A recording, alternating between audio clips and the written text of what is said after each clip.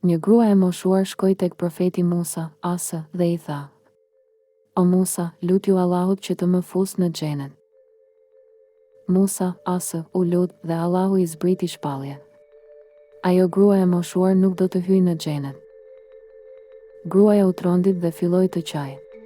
Pastaj Musa, asë, mori një tjetër shpallje. Thuaj se askush nuk hyn në xhenet i moshuar, por i rinovuar dhe i ringjallur në moshën më të mirë.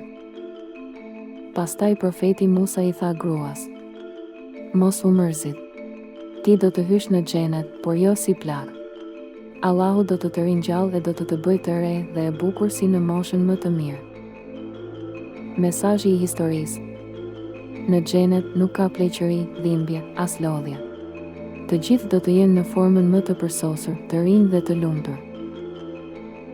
Allahu është i mëshirshëm dhe i plotfuqishëm.